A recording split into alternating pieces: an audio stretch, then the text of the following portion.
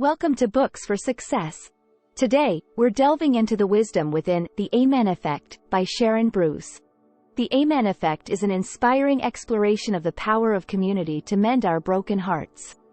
It contends that our most basic human yearning for connection can reawaken our shared humanity, offering a hopeful blueprint for more meaning, connection, and compassion. Who's it for? People experiencing grief, loss, or life transitions. Anyone seeking inspiration for living boldly and with purpose. Leaders of faith-based or social justice organizations. Before we begin, subscribe and ring the bell for notifications if you want to keep receiving the knowledge of book summaries about health, wealth, love, psychology, and much more. Don't be shy about dropping your book suggestions for us to summarize. Also, you can use this video as an audiobook summary. Let's grow and succeed together. What's in it for me? Discover the hidden blessings of community and presence. What's the relationship between faith, ritual, and community? Rabbi Sharon Brous has witnessed firsthand the profound power of human connection, even in life's darkest moments. In the early 2000s, many young Jews had abandoned synagogue life, propelling anxious leaders into crisis mode, to somehow win back the next generation. Amidst this, Brous co-founded IKAR, a spiritual community in Los Angeles grounded in purposeful gathering and social justice.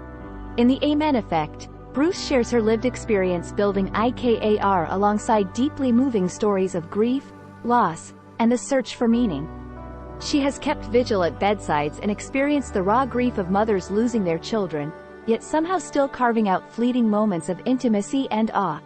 In this summary, you'll see how our willingness to listen, share silence, see pain, and provide ritual can awaken compassion and meaning within us and others.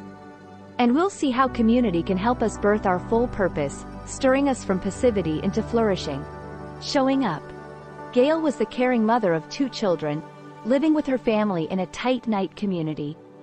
One day, a drunk driver sped down the road and crashed violently into her vehicle. Though Gail and her husband barely survived the horrible collision, losing their beloved teenage children left them utterly devastated. This tragedy brought about an outpouring of support, as acquaintances and even strangers gathered in her home to offer sympathy. But her mother couldn't help but express cynicism, questioning whether people were perhaps fake gawkers, pretending to care. But another grieving mom helped Gail understand the significance of this support. "Your house," she said, "is the scariest place on earth right now. So anyone who walks through your door is a friend." Whether they cried together, sat together in silence, shared memories, or told stories, the presence of Gail's community ended up providing real comfort for her grief. Though the pain was still immense, this support helped put her loss in context, alleviating her isolation. Their willingness to participate in her suffering created a sense of solidarity that bore profound meaning. The author recounts this story as a beautiful example of the importance of what she calls showing up. This can manifest in different ways. It can mean being present with loved ones enduring illness, loss, depression, for all of life's hardest moments. The comfort and care we extend to others. Visiting loved ones in hospital. Helping them with funeral arrangements. Sitting Shiva in their homes, or just listening to them cry, awakens our innate compassion. And though bearing witness to acute suffering often feels profoundly uncomfortable, it is deeply affirming. In this way, grief itself reveals its intrinsically communal nature.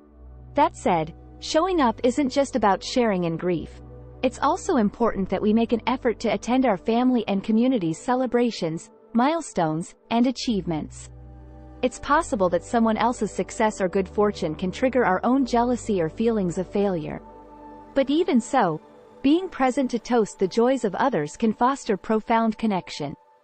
And, whether it's a promotion, wedding, project launch, or graduation, it likely means they'll be there to celebrate our successes as well. When times are toughest, communal mourning rituals can serve as vessels for this supportive showing up. Whether reciting ancient prayers as a group, collecting earth-stained hands together in burial, gathering to share memories over a meal, or simply physically sitting with one another, such ceremonies carve out space for emotions that are meant to be experienced in togetherness. The ancient Jewish prayer known as the Mourner's Kaddish is rich with meaning. When someone in mourning stands up to recite this prayer, The community responds with "Amen" after each line. This refrain conveys a world of significance. It's an affirmation meaning, "I'm with you, I hear you, and I'm bearing witness." The mourner expresses their anguish through this difficult prayer, and the community offers comfort and recognition by responding, "Amen." There is a back and forth between mourner and community, a supportive dialogue. In this way, "Amen" represents the communal participation so vital for grieving, the act of showing up for someone suffering unimaginable loss. Even when finding the right words feels impossible, the collective ministry of presence and the utterance of "Amen" carve out space for pain to be experienced within togetherness. Life, grief, and meaning. Aaron knew life could be brutal. A member of the author's congregation, Aaron had seen life's cruelty up close through her stage 4 breast cancer diagnosis. Over 2 bleak years, the disease ravaged her body. She came face to face with her own mortality day after excruciating day. She endured the physical pain as well as the emotional anguish of sensing her young family's profound grief and fear. Yet even in the midst of her ordeal, Aaron consciously carved out spaces to experience moments of beauty, wonder, and intimacy. A stunning sunset viewed from her hospital bed, the sparkling eyes of her 2 little boys, tumbling around on her living room floor, the tight embrace of her stalwart husband as they slow danced in the kitchen to their favorite song. She bore witness to life's brutality but resolved to witness transcendence as well. In her final months, Erin grappled with an urgent question. What was the core purpose she was put on earth to fulfill?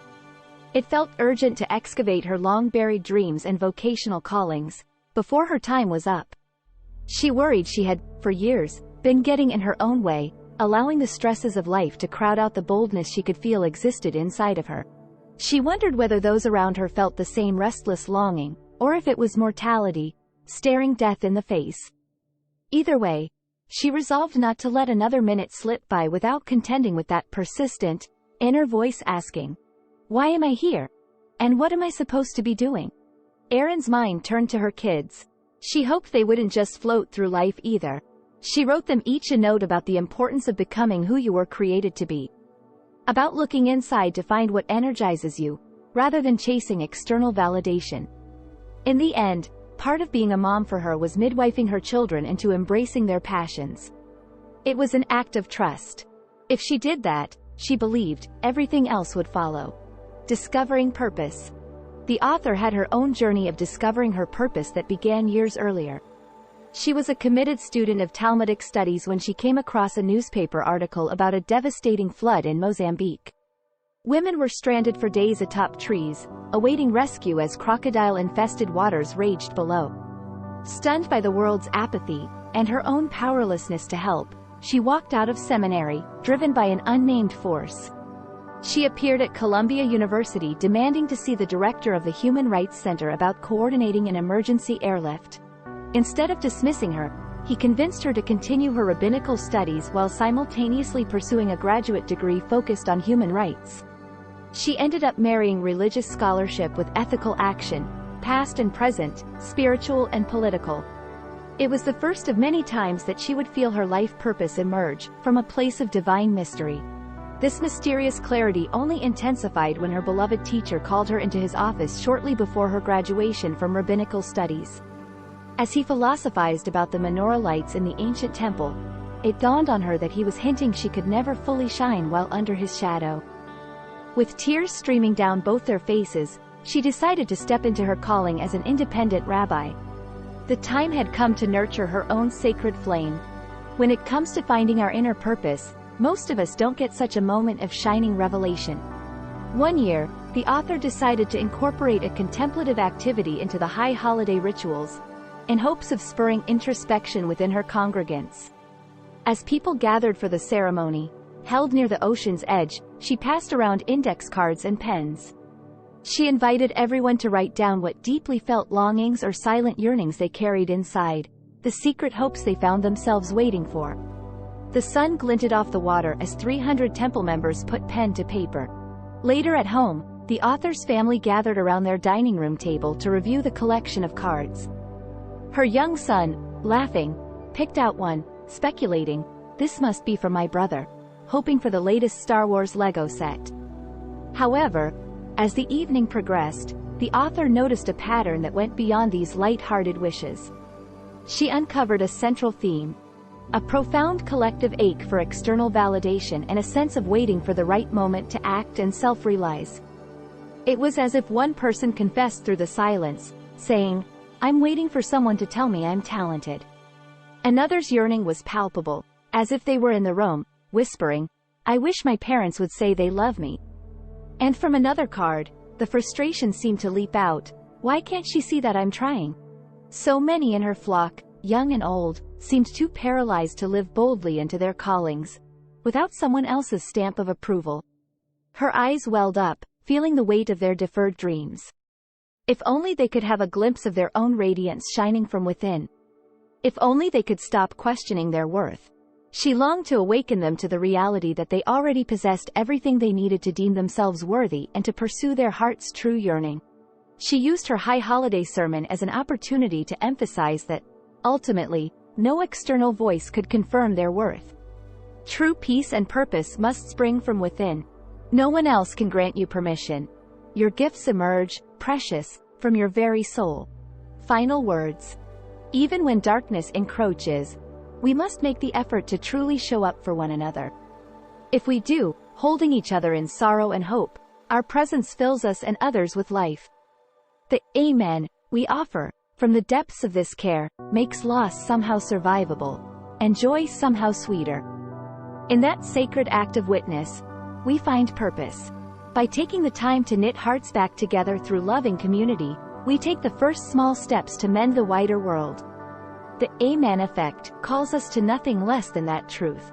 Thanks for being part of our insightful voyage.